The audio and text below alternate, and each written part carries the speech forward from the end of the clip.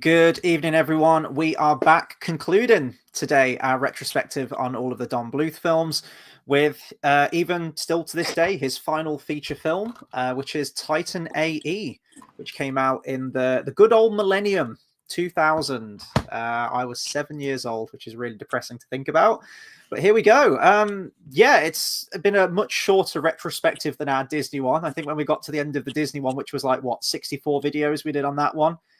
It was like this large, like, sigh of relief, like, oh my god, look what we've conquered. And this one's a pretty cool one that we've done. You know, in terms of animation, the realm of animation, Don Bluth films are really quite unique, very varied, very different. At one time stood toe to toe with Disney. So it feels good to finish this one. We've talked about it all, and yeah. Bath Time says, well, he was guessing that we'd be at least 15 minutes late. He weren't far off, mate. We're at 12 minutes. We were discussing next week's video, what we're going to be doing, which we'll announce at the very end of this review. And Bath Time says, oh my God, it's the lads. We're back. We were also discussing who killed JFK, but that's for another time. Right. Titan A.E. Was this the first time watch for you as well? Because it certainly was for me.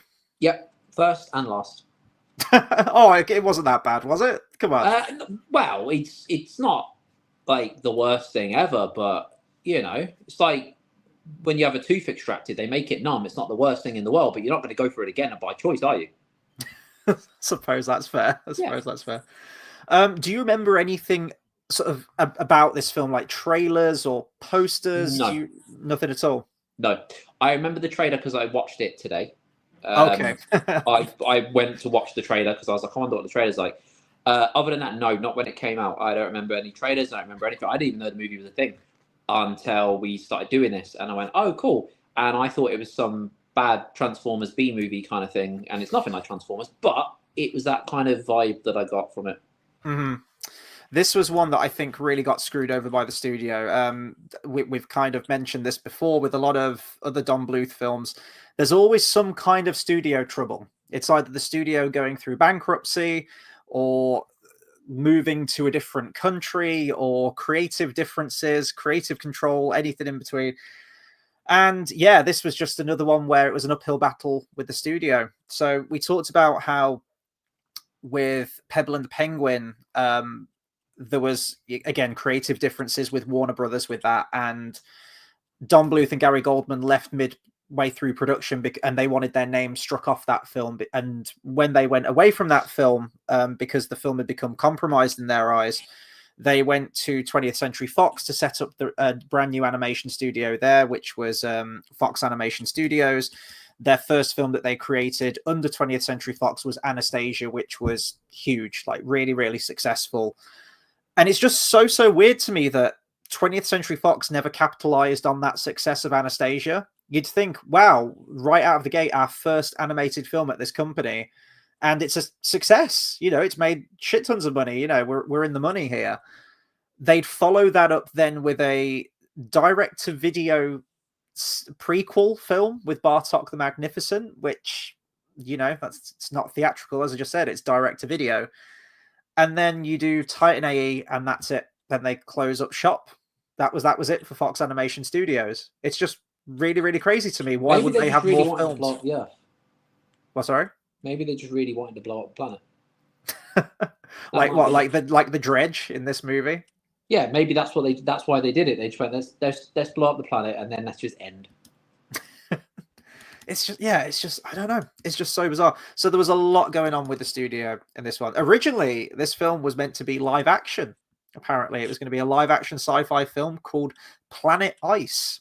And this had a director on board. Everything was all good to go. And then eventually it was reworked into an animated feature. The studio spent a shit ton of money on pre-production for this film. They spent, like, before even a director had come on board, I think, they had spent about $30 million on previs for the film and backgrounds and various things set in the space environment. All of that was being worked on. So yeah, a huge amount of money to just dump straight away. And that's before Don Bluth even got his production budget for the film, which I think was like a further 55 million. So quite a lot of money spent on this one. In total, I think it was about roughly 90 mil, and it only made 36.8 mil.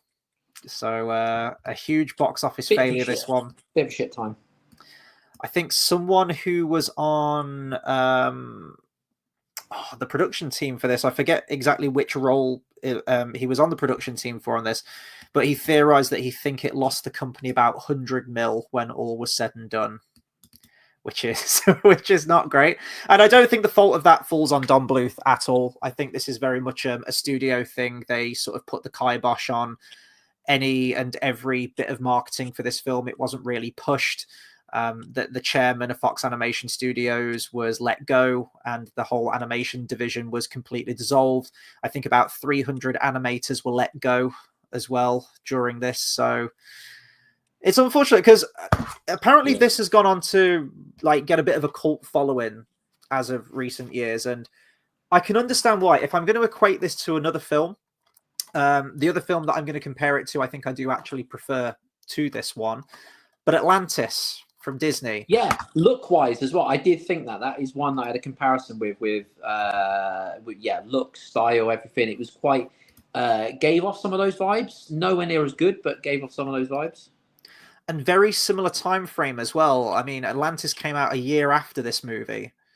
And even Atlantis was a box office failure as well, wasn't it? Or probably not as big as they expected. Apparently, the budget for that was 120 and it made just shy of 200.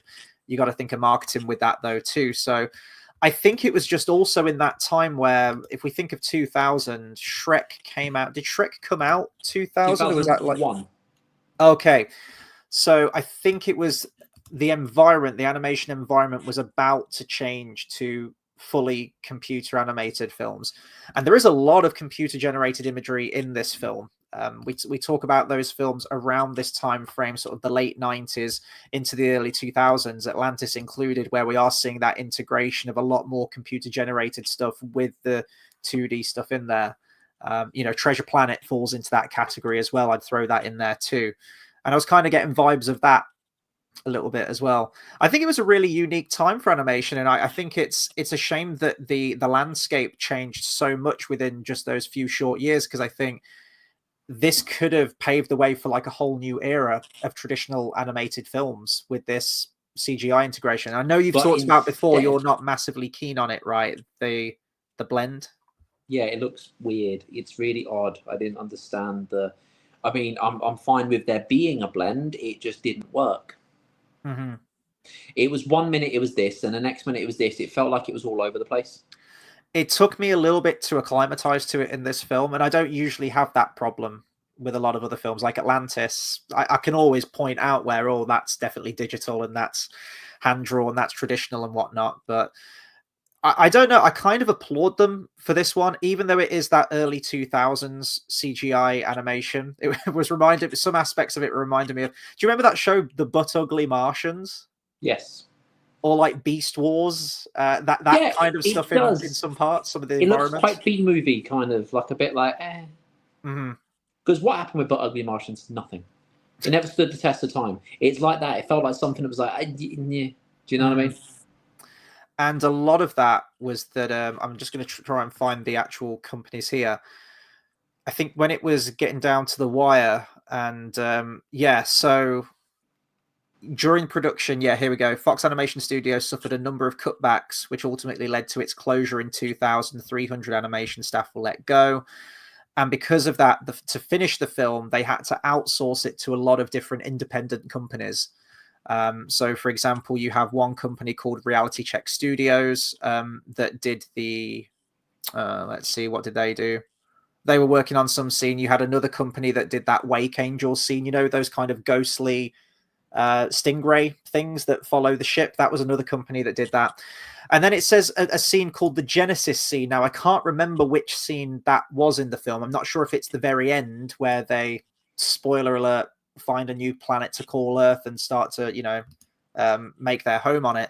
That was done by Blue Sky Studios, who eventually went on to do films like Ice Age, Rio, Horton Hears a Who. So that company did really well. That essentially became its own animation company at that point. I was going to say, ship-wise, it reminds me of Brainiac Ship. Brainiac Ship. The skull-looking ship. Are you talking about the Superman villain? Brainiac? Yeah. Brainiac spaceship. Let me have a look. Oh, yes. Yeah. I know Yeah. what you're talking about now. Yeah. And you know, in the whole where it's like, you know, destroy all the humans, and they were like, because what was the like, because they were worried about what they were going to do. Essentially, it was very like that. I You think know, I really like the look of the villainous alien race in this. I thought it was a really cool concept, the way that they had their own language and subtitles, and they were very ethereal and very creepy looking. And I liked the sort of the blue motif that they all had. They were easily distinguishable on screen. And they had that sort of like uniform look to them, which I thought was really cool. I would have liked a little bit more depth to the villainous characters. There's a line that alludes to the fact of like, why did they hate us so much? Because they destroy Earth at the very beginning of the film, and they say they didn't particularly hate us, they feared what we could become. yeah, that's the thing, and that was basically, well, I can't. To be fair, there's loads of continuities in there. I can't remember the exact reason Brainiac did whatever he did, but Brainiac destroying Krypton is basically like Frieza destroying the Saiyans, and that's why Frieza did it, because he was scared of what they would become. So it's the same sort of thing. Oh, okay. I think a lot of people have mentioned that there are a lot of Japanese anime vibes to this film, whether it's like the story or the characters, or maybe the look in some respects. Did you ever get that, apart from the Dragon Ball Z tie-in there a little bit? Little bit, not Mm. loads. But it depends, I guess, what kind, because I don't do a lot of the sci-fi kind of as much. Right. Uh, but yeah, no, not as not loads, not like something enough for it to stand out and make a point of it, you know. Similar to Atlantis with this film, I think the thing that I appreciated about this film the most was the world building and, you know, the setting and all the different creative planets and races. I really like the design of the aliens in this. The design of the creatures actually was really, really cool. Um, and I wanted more. I wanted to know the history and everything of this world, and where we're at. And I get the same with Atlantis, because they really went the extra mile with Atlantis, didn't they? I think they hired someone who created the Atlantean language, and then they had people coming in creating this lore, this culture, half of which probably you never even saw in the final film. But it's nice that it's there to reinforce just the creative process, and I think that's really important.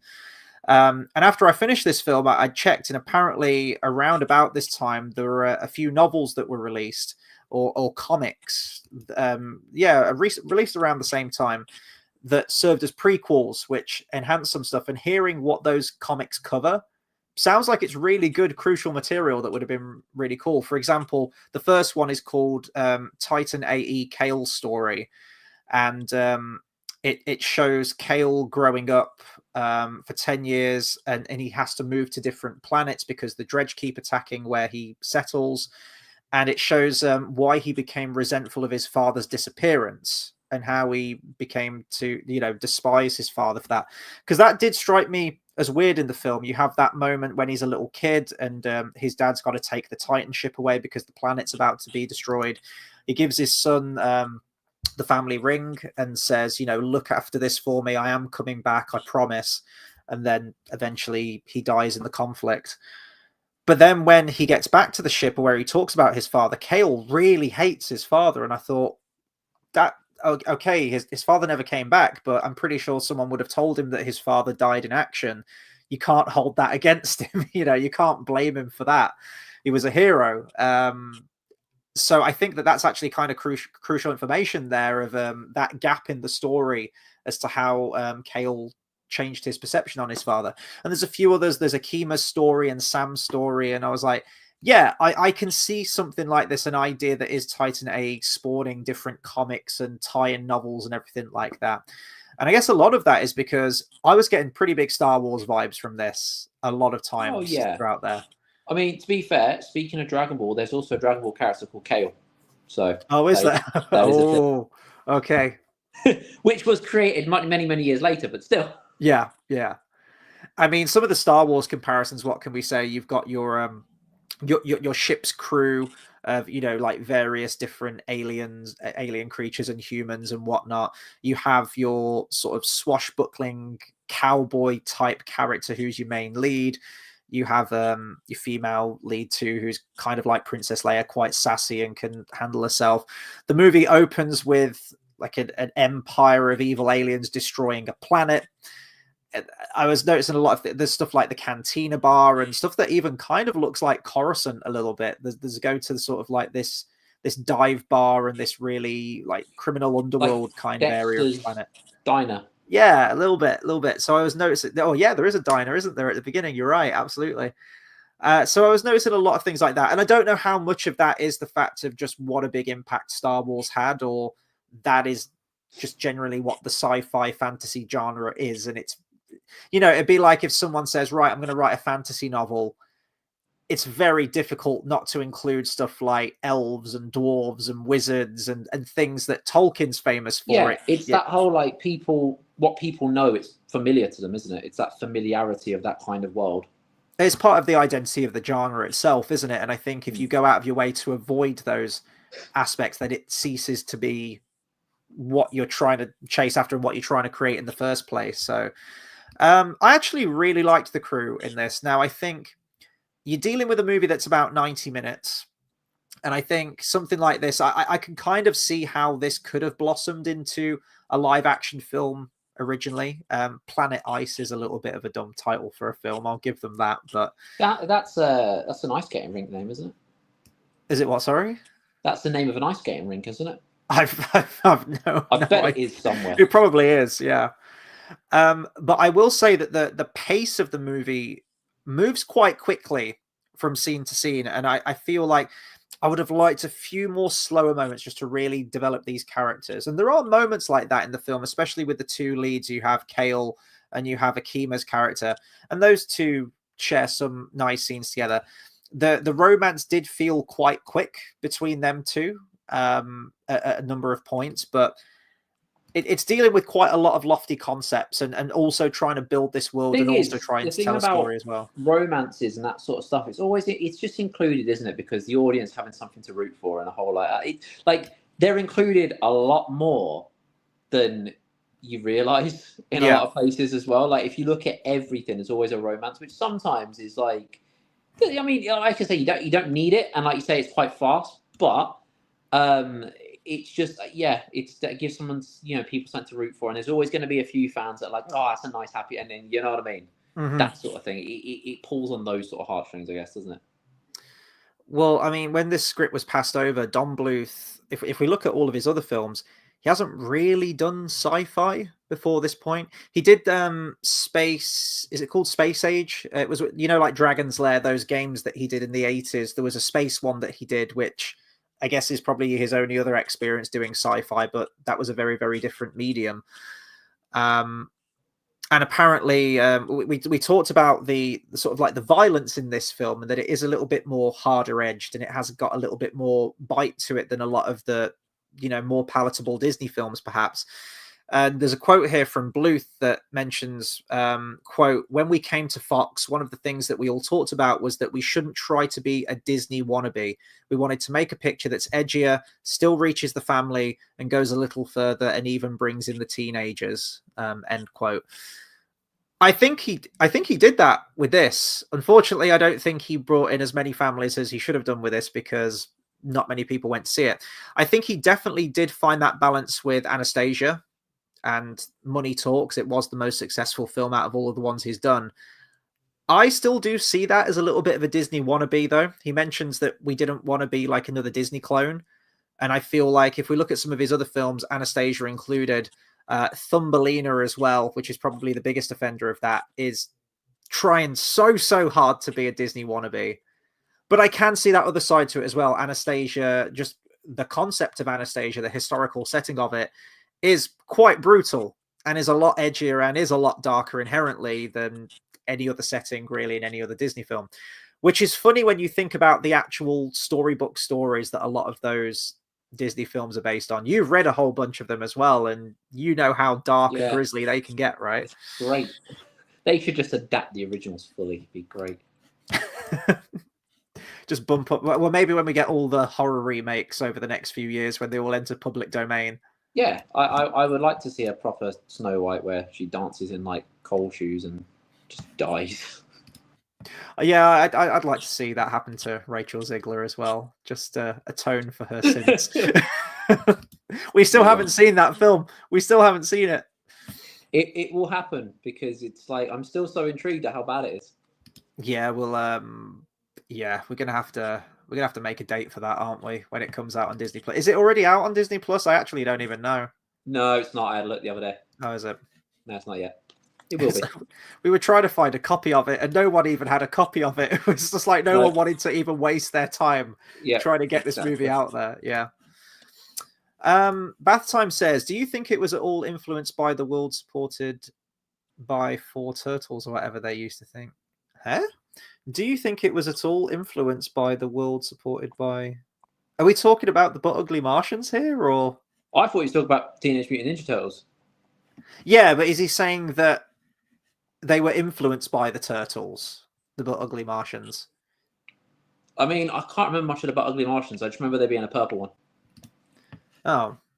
And it reminded me a little bit of the Crump Twins as well. Bath Time says Don Bluth did Dragon's Lair. I had no idea. Yeah, once you know that, and once you look at the animation style again, you can definitely see those similarities. That he's had a Dragon's Lair movie in the works. We'll talk about sort of like the future of Don Bluth films after this, or what he worked on after this. There's not many projects after this movie, I must admit, which is a little bit sad to see that maybe this movie just sort of like, he was like, I'm done. I'm trying to make these lofty films. I'm giving it my all, breaking my back, and these studios just keep going bankrupt. Like it just ain't working. I'm just gonna call it quits. Maybe that is what it was, because he never really had smooth sailing. End on a medium. I don't think this film's awful at all. I think the biggest detractor from this film is that the story is quite, Bath Time has mentioned it in the comments, it's very tropey, but it is very predictable. As soon as, and I guess this is spoiler alert for Titan A.E., as soon as Corso showed up and was talking about his father and how much respect he had for his father, I was like, this guy's going to be the villain, isn't he? And I actually left to like make a tea or something like midway through the movie. I should have paused the film. I came back, and all of a sudden, in like 2 minutes, Corso had mutinied and turned on the rest of the crew and was now the villain. I was like, oh, hang on, I'm going to need to rewind this real quick and see what actually happened. And then Timon, Nathan Lane plays a character called Preed in this. I actually quite like his character. I do as well. I liked his voice. He's just a total backstabber in this movie. He's great. Yep. I do like how they play around with some of the tropes as well, where they're trying to sneak in to somewhere, and they try and do the Star Wars thing. Actually, now I come to think of it, where Han and Luke are dressed as stormtroopers, and they have Chewie in handcuffs, and they try and take this sort of like slave in for processing and imprisonment. They do a similar thing with this. There's two people that they have in like shrouds and in chains, saying like, these are our slaves and we want to buy some new ones. But the guard at the gate is like super intelligent and immediately sees through their act, what they're trying to do. And Preed dies in a great way. Preed does die. Yeah, this film does get grisly. People get shot in this, and we see blood, which we keep talking about. People get beaten up. But yeah, Preed's death in this film is really fucking brutal. He's in a fight with Corso because Preed has made an arrangement with the dredge behind Corso's back, and he needs to kill him. He needs to kill the rest of the team, and it will guarantee his safety. So Corso and Preed get into a bit of a fisticuff fight. Yeah, and Preed just gets his neck snapped. Corso's got him in like a headlock and just like throws his limp body down the staircase. Yeah. In The Wizard of Oz, in the book, the Scarecrow does that to a load of birds. They attack them, and he snaps their necks. It's like the scene in The Lighthouse where he just grabs the seagull and just fucking wails on it for like 5 minutes straight. Jeez. Yeah. It reminds me of In-Betweeners where they beat up the fish. Yeah. Is that a fish? Yes, it's a fucking fish. What else can we talk about this one? Help me out here. Help me out. Oh, can we talk about the obvious early 2000s soundtrack in this film that's all over the place as well? Do you know what? That kind of went over my head a little bit, though. the soundtrack. It didn't stay with me really. It was just did its thing. Yeah. Yeah, Graham Revell did the music, and his credits are fine actually. He's done a fair few films. He did the music to The Crow, which is a soundtrack that I absolutely love. It's very atmospheric, with quite a moving score. Let's see, he's done the score to the Mighty Morphin Power Rangers the movie with Ivan Ooze. He did that too. Yeah, he's done some fine music across the board, but it was really just that early 2000s sort of like the last vestige of the 90s grunge, like pop punk kind of stuff. Like that was all over the place in this. I could have done without that for me. Like that, the sort of. I mean, I'm not into that genre of music anyway, particularly, but it did detract from it a little bit. It felt quite music video-y in some points, and I think I would have just preferred an all-out score all the way through this one personally. But yeah, I mean, it didn't do much for me. It just kind of was there, and I was like, eh. Like it didn't have a negative effect, but it didn't have any positives. Yeah. Bath Time says Daredevil has the best 2000 soundtrack ever. Yeah, well, he also did the score for that as well. That is a film that I unashamedly love, especially the director's cut, but I even like the theatrical cut as well, which feels a little bit taboo I to haven't say. seen that in many years.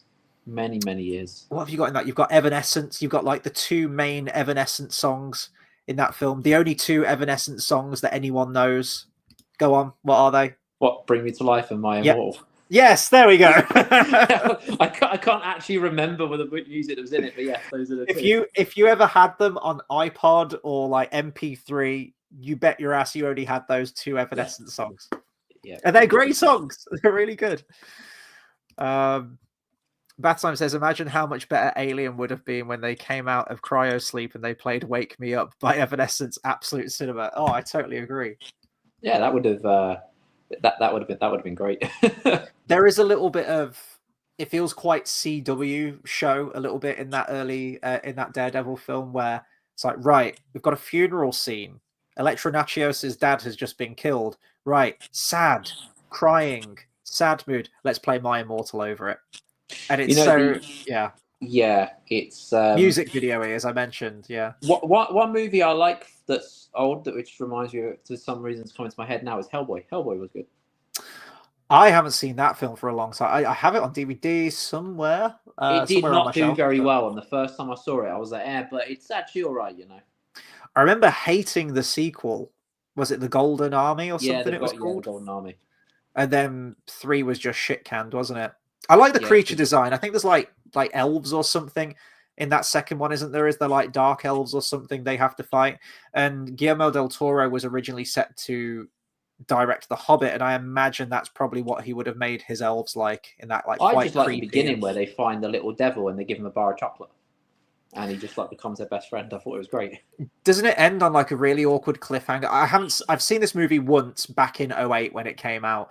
It came out around The Dark Knight, didn't it? Was it? Yeah, it was around. Yeah. Oof, swing and a miss bringing it out against The Dark Knight. But doesn't it end on an awkward cliffhanger where the chick says like, I'm pregnant to Hellboy, and it just sort of zooms in on his dumbfounded expression? I don't remember how it ends, to be fair. Seth MacFarlane was that weird character with like the big helmet, or does he have like a jar on his head or something, like part robot cyborg character? It was I thought it was right. I remember first watching it and going, and then I liked the character, and I thought as I say, that intro was always great at the beginning of the movie, and I was like, you know what, this is actually all right, you know. And it also felt good liking it because everyone shat all over it. So I was like, no, it's good.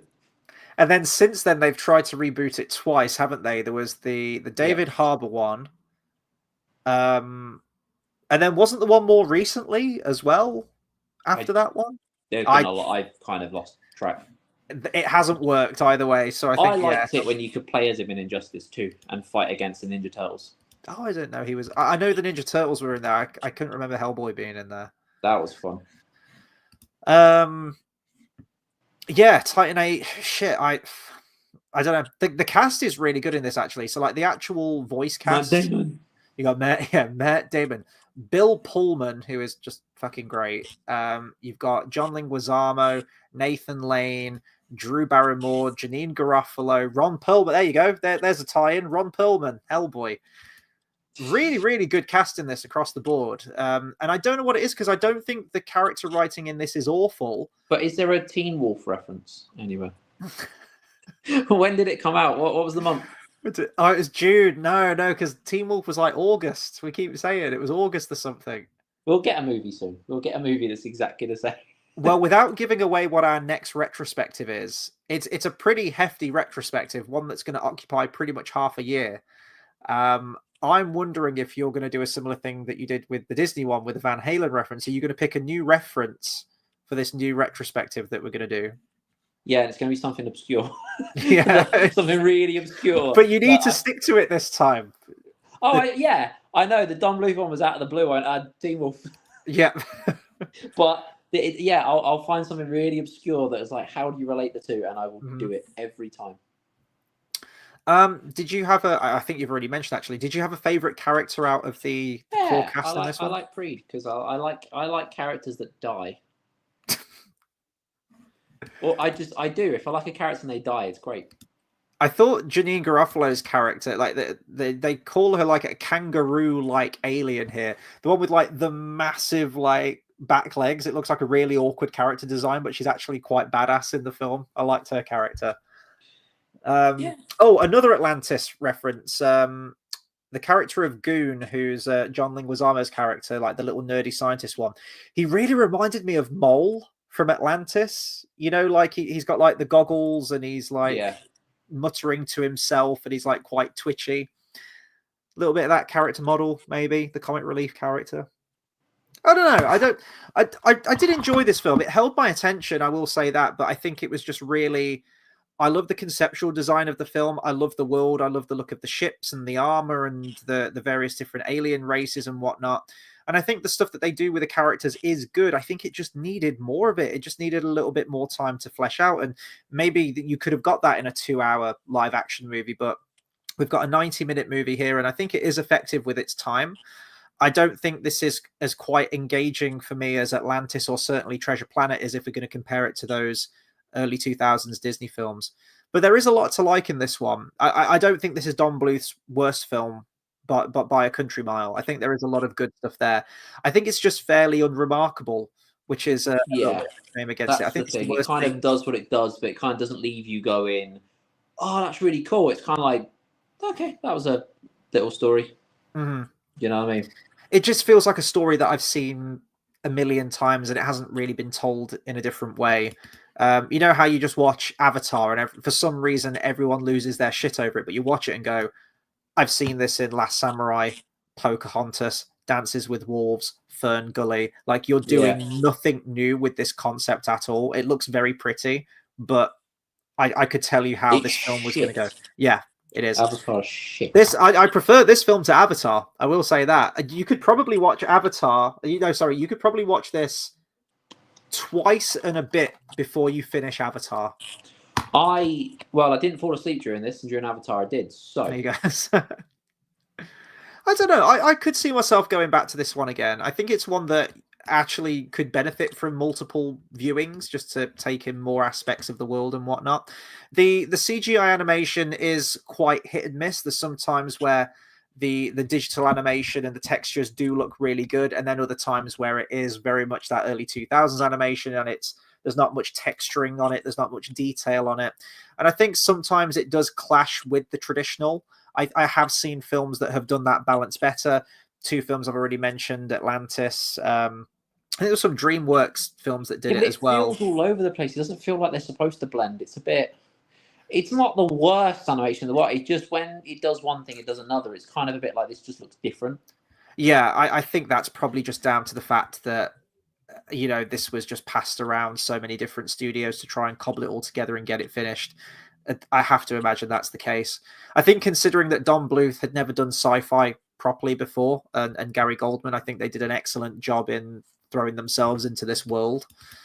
And that's what I'll give Don Bluth this. A lot of his films are completely different. Compare this one, for example, to like Rockadoodle or A Troll in Central Park, or even The Land Before Time. All of them are so incredibly different in their own way. And I feel like this film exemplifies, and even some of those Disney films that we've mentioned, shows that change in landscape, that times were a change in, and this was sort of like, unfortunately, the last dregs of this sort of animation. It's interesting to see Don Bluth's career, because we always champion traditional hand-drawn animation, and his last film where it was entirely that was Pebble and the Penguin. And then when we get to Anastasia, late 90s, you have more of those digital elements coming into the film. And you have a lot of these films around this time. I think some DreamWorks ones as well. You have like Prince of Egypt that did that. Road to El Dorado had elements to that as well. And wasn't that Sinbad movie? Wasn't that DreamWorks as well? I think it was. Yeah, I had a Sinbad flannel. Oh, did you? I don't think I ever watched that film, and I've heard it's really good. I mean, I don't remember loads about it. It was there. So it might have been good because it was a long time ago. Yeah. So that, yeah, it might, but I don't remember disliking it. I just remember I watched it, and yeah, I feel like it's one of those that did its job, and that was it. It just I never watched it more than once. Mm-hmm. Bought a flannel. That was a good time, So yeah, I do think we could have had a very interesting time had this blend had more time to grow and to breathe and whatnot. But it is an interesting little area of animation history, I guess. And then we just went full blown computer animation and everything. Chicken Little. Well, thanks to Shrek, probably. But that is a great movie, and Shrek 2. Chicken Little is not a good movie. I wonder why they didn't do anything after Shrek 2. You'd think they would have kept going, but they just stopped. Oh yeah. Here's the thing, that it's kind of like Indiana Jones 2. Why did they stop after 2? I thought they after 3. After 3, they rounded up with a trilogy. Here's the depressing thing, right? So, Lilo and Stitch has recently just been released in live action. I'm immediately. Hasn't it done already better than the original? That is probably. It's going to clean up. It is. It's not even a question of. It's just now a question of how long is it going to take before it hits 1 billion. It is going to hit 1 billion. And the sad thing about this is we looked at Snow White and we saw how much of a, how everyone was disliking it. The videos were getting completely ratioed on YouTube. It was a huge loss, devastating loss for the company. But that's all forgiven now, and everyone's just completely forgotten about it, because now we've got Lilo and Stitch live action making over 1 billion. We've got How to Train Your Dragon coming out for DreamWorks. That's going to make a shit ton. We've got Moana live action next year. When did we start living in such a non-creative era where people are just like, we'll just do that? I mean, granted, Disney movies, they all came from like original ideas, and it was like, okay, we're going to adapt this. But it feels like it's not like, oh, we're going to adapt this or anything. It's just we're going to remake something that we did, because it's not like Disney who like, let's take that fairy tale, let's do this. It's literally Disney going, let's do what we did as a company many, many years ago, because we don't know anything else new. Mm-hmm. And I mean, how long before we get a live action Frozen?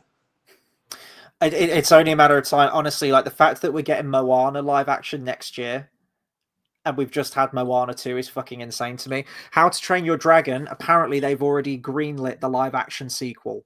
This thing is happening, and it's going to make a shit ton of money, I guarantee it right now. And you talk about Shrek, we will get a live action Shrek, and Shrek 2, and Shrek 3, and Shrek. It's all going to happen. They're going to remake everything. Yep. Because this is the time we live in, and fucking sheep are just going to see it. The thing with Stitch is, we talked about this when we did the review, Stitch is the most genius bit of marketing for Disney ever. Because you put Stitch on anything, it will sell. And it is. And that's basically what they did. That's how they marketed it. Yeah. I don't know if you've seen the interviews that people have done with Stitch. I hate those that people have done recently, because he talks in the interviews. I'm like, yeah, but Stitch isn't supposed to talk like that. It was so weird. And I didn't like it. It's been out for a week, right? Lilo and Stitch? Yeah.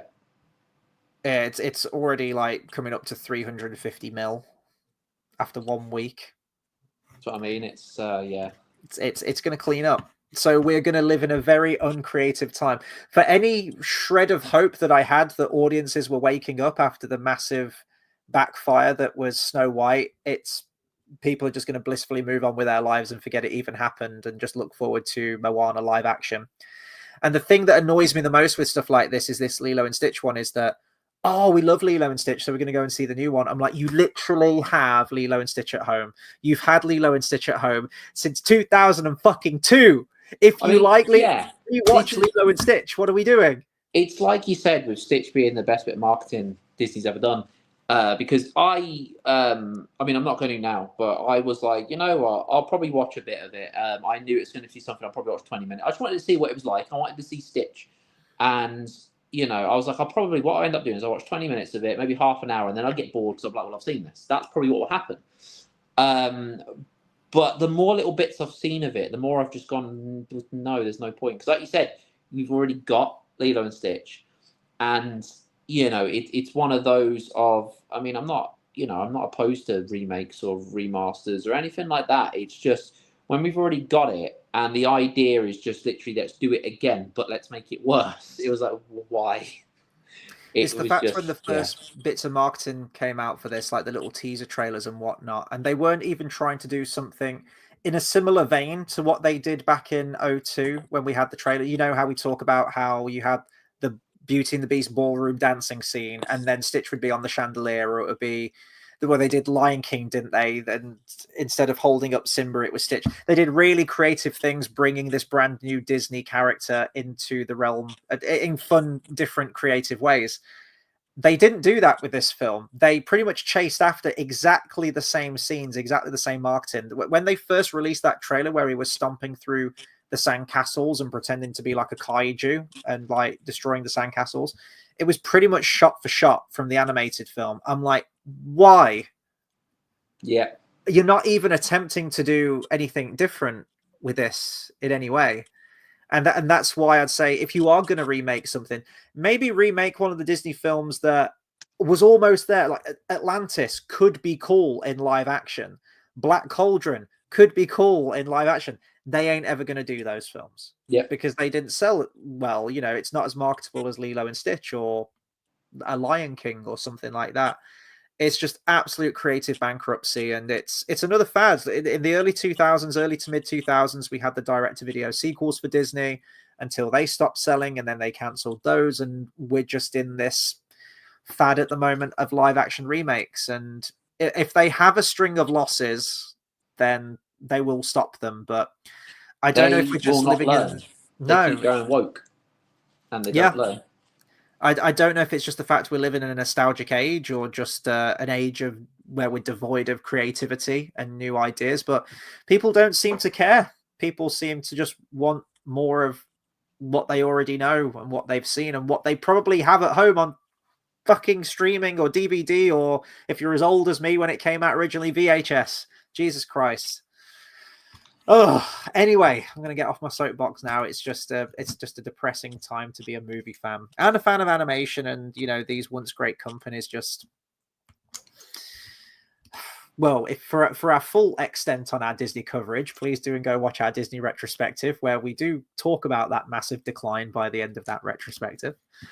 I've got to bring up this joke though, because this is great. This is a very underrated joke here from Bath Time. If it's a kangaroo alien, it must be a marsupial. Which is wonderful. Funny. I've got to bring that up. Let's do sort of like a brief roundup then of Don Bluth. So after this movie, this is his last feature film that he's done currently. After this, he did he was an animation director on the Scissor Sisters music video for Mary. Probably my favorite Scissor Sisters song, actually. It's a beautiful song, and I'd only actually watched the video for that the first time when we did our review last week. You can definitely see those Don Bluthisms. The main character very much actually looks like the main character from this film, Titan A.E. It's like the blonde hair, the same sort of like uniform and whatnot. And it's just a hero rescuing a princess, basically. And it's some nice animation for what it is. Apparently then there was a short film where Don Bluth nominally directed it, but he was a storyboard artist. It's called Gift of the Hoopoe, which I've never heard of. It doesn't even have a link that I can click on Wikipedia, so I don't know anything about that film. And then there's the to be announced Dragon's Lair movie, which has been in production. When was that first announced? Oh God, I'm actually just trying to see now, see if I can find it. A long time. Dragon's Lair. Remember when Quentin Tarantino promised us Kill Bill 3 and it never happened? That's the arcade game. Let's see. A long time ago.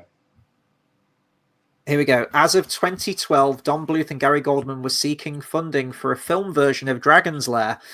After apparently sitting in development for over a decade, the project rate. Oh, wow. So it was even a decade before then. So we're talking like 2002. After apparently sitting in development for over a decade, the project raised over 570,000. I think that is 570,000. Yeah, via a successful crowdfunding campaign in January 2016. And that's it. That's all I've heard about it. It's gone very, very quiet since then. Now, I would love Don Bluth to come back for one more movie, especially if it's Dragon's Lair, because that would almost come full circle. He did the Dragon's Lair games back in the 80s, very, very early into his career. And I think that would be a nice film to tie it up with, especially if it's traditional animation. I think there is a huge gap in the market currently for hand-drawn animation, and if Don Bluth came back strong, I think audiences would take to it. I genuinely do. I think people are ready. I think people would be very nostalgic for a film done in traditional animation. And the time is now. The time is very much now, because Don Bluth ain't getting any younger. He is currently 87 years old. Yep. I've got to be honest, I don't think this project's going to see the light of day. I've heard rumors as well that Netflix picked it up, and I think I heard that they've turned it into a live action film with Ryan Reynolds playing the main character. I really hope that's just a rumor and isn't true, because that would really depress me if they've just bought the IP and just changed it into something completely different. But I would like to see him come back for one more movie. I love a comeback, and I want him to. I don't want Titan A.E. to be his last movie. I think he has a lot I feel left like to it give. will be, though. I have this weird feeling it will be. Yeah, me too. And he ain't got long left, has he? It's a shame that he just walked away. It reminds me of. Do you remember when Sean Connery did that film, The League of Extraordinary Gentlemen? Yes. And he hates it. Like the experience that he had of making that film made him just retire and quit acting and was like, I'm done. It's so, yeah, it's I just think he has so much to give, and I'd love to see another traditional animated film done by him, but I don't know how long this is in production. I don't even know if he's properly started this thing. It's been talked about since 2002, and we still haven't seen it yet. I don't think it's going to happen. I'm not going to hold my breath on it, to be honest. Which is a shame. So let's sort of round off our Don Bluth retrospective then, and talk a little bit about the man himself and give an overview on his career. A lot of these films, both me and you hadn't seen before. I'd seen a lot of his earlier stuff, but towards the tail end, I hadn't seen some of these films. And some of these films I hadn't seen for a long, long time. What's your sort of takeaway on Don Bluth's career and sort of how it started and where it's ultimately ended up? It was a bit unfortunate. It's not hit the same light as a lot of things. I mean, name-wise and everything, but I think there's just those hidden, well, I say hidden gems, but I mean, like you got Land Before Time, Anastasia, like those things that have done well, but as an overall, it hasn't had the big string of like, oh, look at this, Mm-hmm. But that's the thing. A lot of it went up against Disney, didn't it? So it's it's one of them. But as a solid thing, I think very solid. Had a few blips, like any career, like anything. I just kind of feel like there should have been more of it. Yeah. I respect Don Bluth so much, and Gary Goldman, because a lot of his films were in collaboration with him. That they did work at Disney. They didn't like the things. They didn't like the way that things were going, and I'm going to go out and say it. I'm going to say without Don Bluth, I don't think we would have had those Disney Renaissance movies. I think they saw that other people are actually rising to the occasion here and producing some pretty good quality animated films here.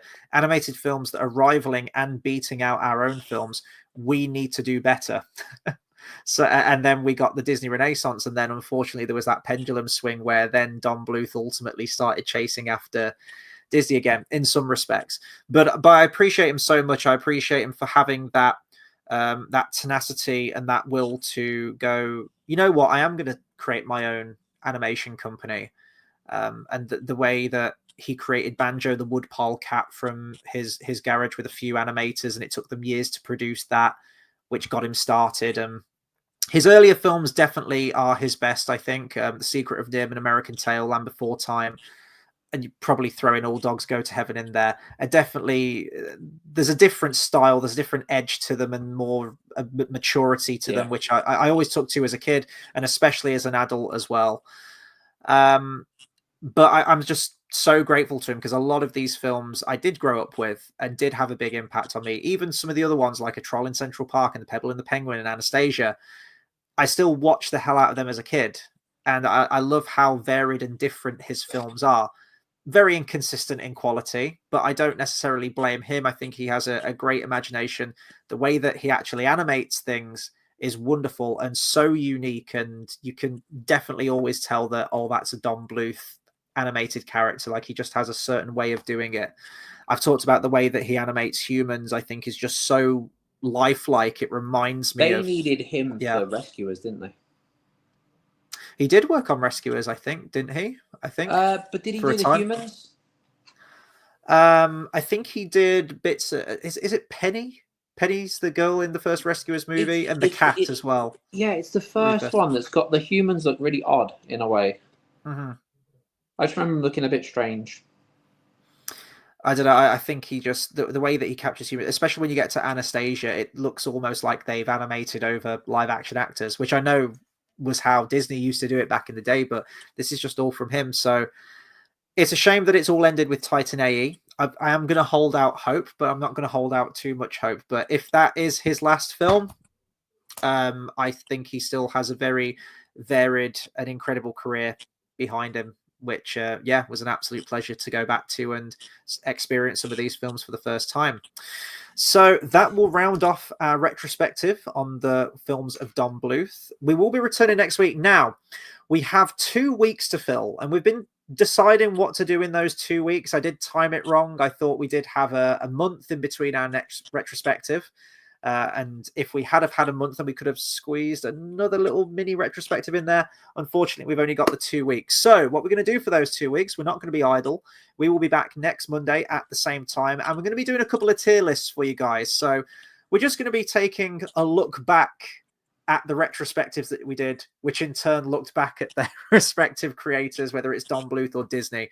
So next week, we're going to sort of put a little epilogue at the end of this one, and we're going to do a tier list. We're going to do a ranking of all of the Don Bluth films, and then the following week, which is going to be the big one, we're going to be doing a Disney retrospective, not Disney retrospective, a Disney tier list. Yeah, we're going to do the whole retrospective. We're going to do it all again in one video. We're going to do a tier list for you guys on those as well. Probably all 64 films again.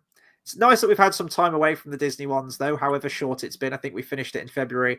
We're not going to announce just yet what our big retrospective is. We're going to save that for a couple, for like a week's time or so. We should do a Mario retrospective. What, two films? Oh yeah, it's 2 films, isn't it? Yeah, no, you're right. That's it. That's what we should have done for the 2 weeks. I actually haven't seen either of those films, so that would be new for me. But yeah, we've got the next retrospective is going to be one that could rival Disney, I think, and it's a big one, and it's going to close us out pretty much to the end of the year. I think we'll be finished that last week of November if we stick to the schedule. So I'm getting the same kind of feelings we did for the Disney one, where it's coming up to that first video, and you know how long it's going to take before you get there. But as we said with the Disney one, that flew by. We started that in the October of 2023 and finished it earlier this year. And it didn't feel as long as it did. So this one will be even quicker. But yeah, I just want to say a big thank you to the people that have commented tonight and, stuck with us through the Don Bluth retrospective. Let us know your thoughts on Titan A.E. because she wasn't there.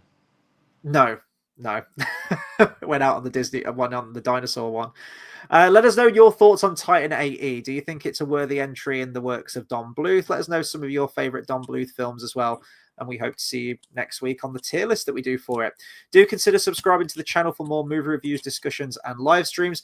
There's going to be quite a lot of videos coming out. I'm just trying to process them and work my way through them. So I'm going to be doing a little mini retrospective on some of the Superman films. We're going to be doing Superman 1 through 4 and Superman Returns as well in the lead up to James Gunn's one. We're skipping out the Henry Cavill ones because they kind of fit into their own thing of Man of Steel, Batman versus Superman, and Justice League.